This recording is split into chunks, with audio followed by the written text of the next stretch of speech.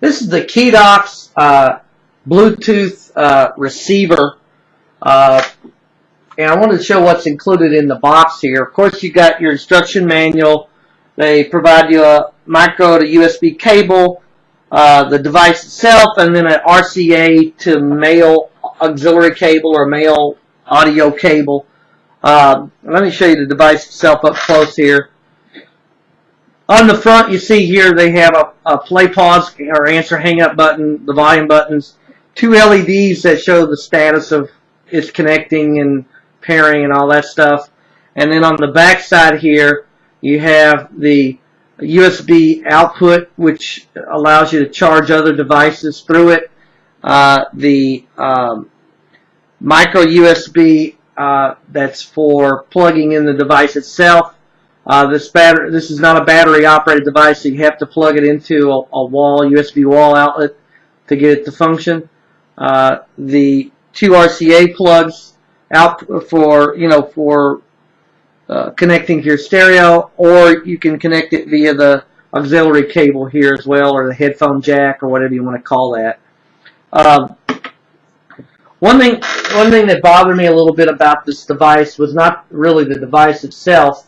Was the user manual is a bit poorly written. They could add a little bit more detail on the setup and the use and the functions of the buttons in the device, and it has some misspellings and poor English translations and small print. I really hate that with devices that you get. It seems like that's the trend these days, especially first generation devices fall into that type of problem. These are not the worst instructions I've ever seen by any means, but they definitely could use some improvement. Now, the device itself is relatively small. As you can see, it's about 3 by 2 inches, maybe a ½ inch thick or a little more. So relatively compact. And again, you do have to have use the micro to USB cable to connect to a wall USB or something along those lines to keep it powered up. It doesn't have a battery.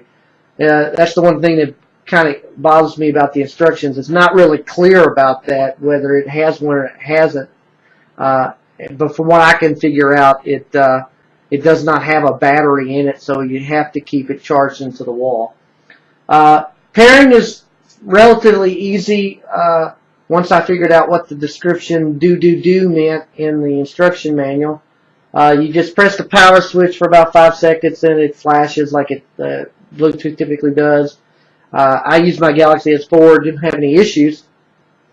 This can be paired either with the Bluetooth or NFC, which is cool. I didn't get any noise when pairing with the phone, so I think a reviewer indicated something about noise with that problem, or noise throughout. But with pairing itself on the phone, I didn't get that. I tested this with playing music from my phone, but you can of course use any Bluetooth capable tablet or whatever. I first tried this with some computer speakers that have a 3.5 millimeter audio jack, and I had no issues with that.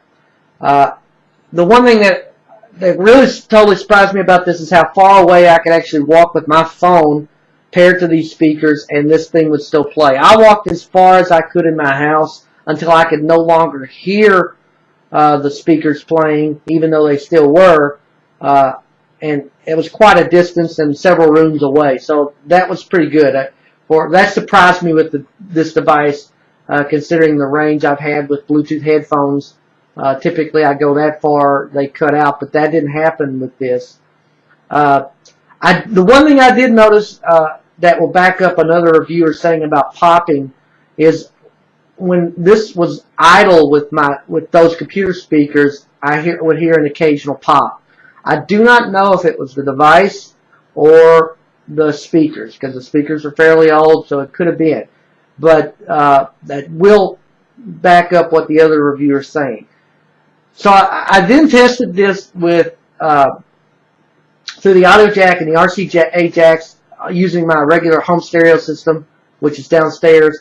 The sound was good again. I was pretty impressed. I didn't get any noise or static when connected and playing or when idle, but it does create a pop when you disconnect from your stereo. So in that case, I would recommend probably turning your receiver off before disconnecting, guys. So I didn't, experience that pop like on my computer speakers. But again, I didn't leave it idle as long as I did with the computer speakers when I was writing up part of this review. This does have the ability to make phone calls, although for me, I wouldn't probably use that necessarily for that. This would be mostly for, making my stereo receiver Bluetooth capable. But it did work well with making a phone call. It was clear on both ends and understandable. So, I'm going to connect up and kind of do a quick demonstration if I can with this and show you how this works. I've hooked up a computer speaker here. I've powered the device on by holding down the play pause button that's in the front.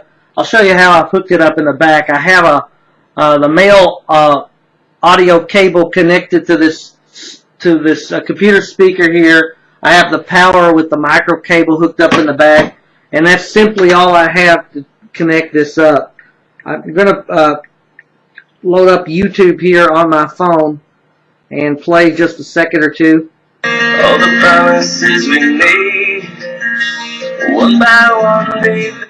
So as you can see, it works, and it sounds pretty good. There's no cutting out, like I said. I think this is a good little device for what you're paying as opposed to buying a stereo that's Bluetooth capable. The instructions lacking and the occasional popping sound keeps me from, at least for now, rating this 5 stars. I give it 4 stars until I can further test to see if the popping is simply isolated to my speakers or whether that's a phenomenon of this device.